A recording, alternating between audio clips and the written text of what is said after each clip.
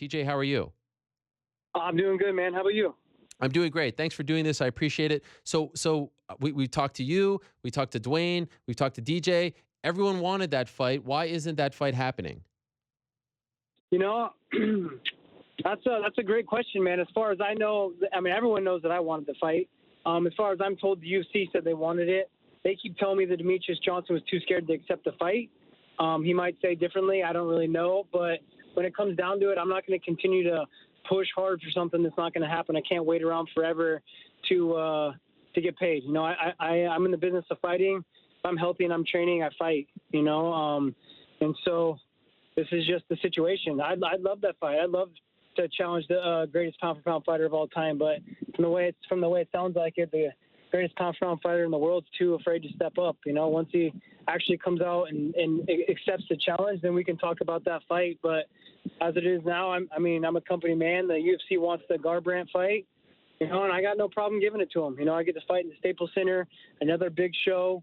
You know, and to me, I don't mind beating Cody up again. You know, bullies deserve to be put in their place. You know, I've taken enough abuse and bullying from him and his team, and it's time for him to pay for it once again. And I'm going to look to ruin his career at 135. You know, he's the one that should be thinking about not taking this fight, not me. Okay, so there's a lot to unpack there, but I just have to ask, do you really believe that DJ is afraid to fight you? Like, do you think at this point that he's afraid to fight anyone within his vicinity? That seems like a crazy thing for the UFC to say. You know, I mean, I don't think so. I mean, it is a big step up, I feel like, for him. You know, I'd be putting a real threat, you know, and now he's going to have to rematch someone he's already beaten. I mean, I feel like that's an easier fight to take in just my mind. But you know what? I don't know the real truth behind it. I just know what I've been told. You know, I haven't been listening to his negotiations or what they've been talking about, but that's just the information I'm being fed. And I hate the politics of who I'm going to fight and when I'm going to fight and who they want me to fight next. It gets old, man. It makes the sport really unfun for me. You know, I got into this sport to fight, to be the best in the world, and not to play politics and really push for who I want to do. I mean, really, it's just a fact of get in there and prove myself. You know, and that's what I'm here to do. From your perspective, were there ever any serious talks like, okay, we want you guys to fight on this day, we're going to pay you this amount of money? Like, did it ever get to that point for the DJ fight? Yeah, absolutely. I mean, they were trying to have us fight in April. You know, they had us all lined up to fight in April. They were thinking about doing a card in Seattle. And when I was told DJ agreed to it, you know, he told me he agreed to it. I got back to my team. I told him, let me talk to my team. We'll see if we're ready by April. And then a day later, Demetrious Johnson posted that he was getting shoulder surgery.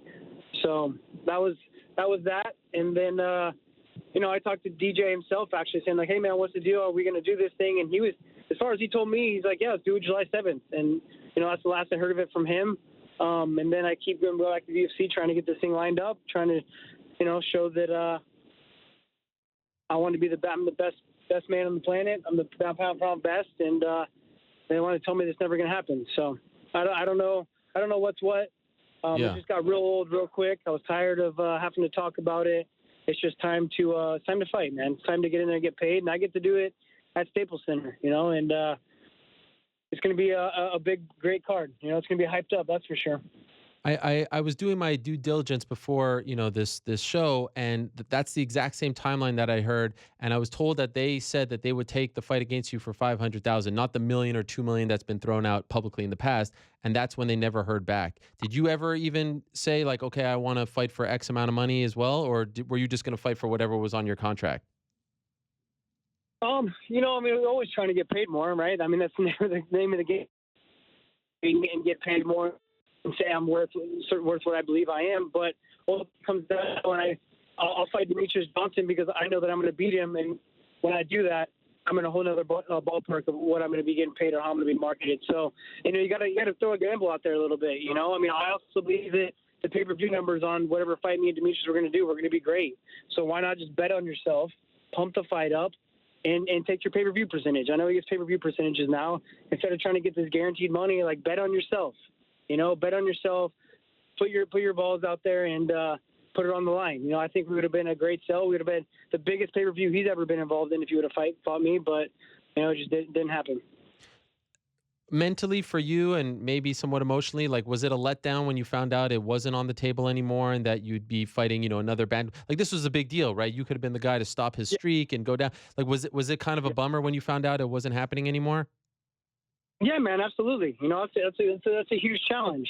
That's a huge Yeah. challenge for me to go up there and beat the best pound for pound fighter in the world, and I was up for the challenge. I knew I could do it. So yeah, it's a big letdown, and I was especially because since my fight, I've been watching my diet. I Yeah. wasn't like crazy losing weight, but I was staying lean. I was walking around the lightest I've ever walked around at. In case this opportunity ever did come, I'd be able to make the weight. I was within striking distance. So yeah, I mean, it's disappointing, man. I put a lot of thought and effort into it, and I think it was going to be a big hyped up fight. It's been really cool. I think it makes the most sense right now for him.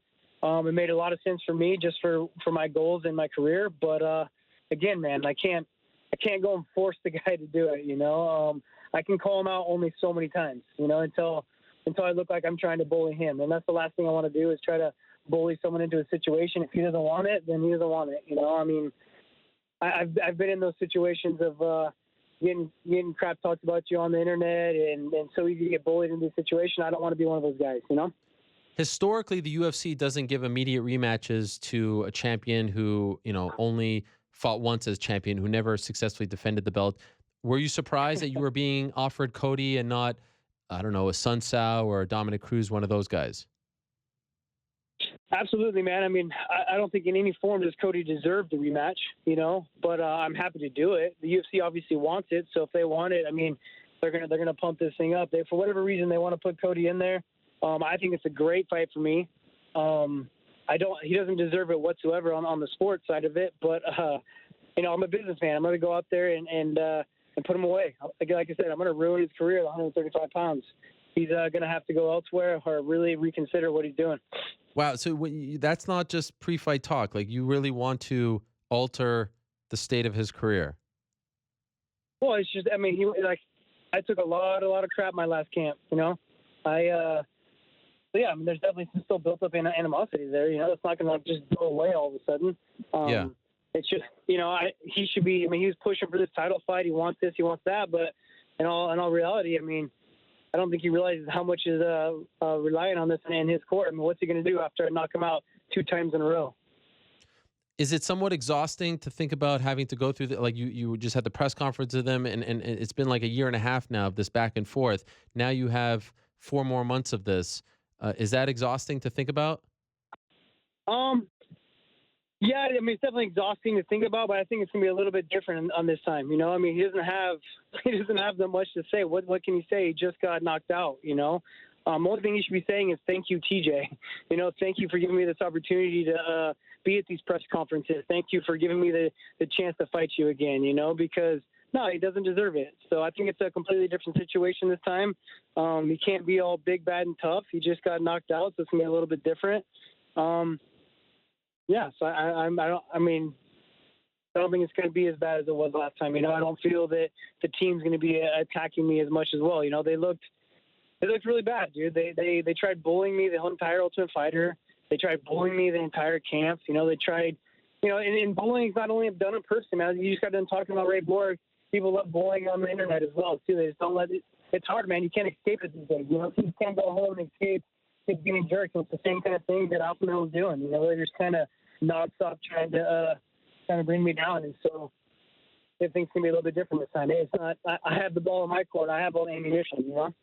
So everyone and their mother, they're asking me to ask you about the end of the press conference, where on camera it appears as though you two shook hands and said something to each other. You know about this right when the whole thing wrapped up, and now they're saying the feud is fake, that you guys are really friends, you're in cahoots. What happened there? What did he say to you? What did you say to him? Why did you shake hands at the end? Yeah. He came up. Actually, I was very surprised by it too. But he came up and complimented me on one of the lines I threw out there during the press conference. That was a good one. That had him stumbling. It wasn't like, "Hey man, this is okay, this and that." It was just kind of like, "All right, you got me there. Check.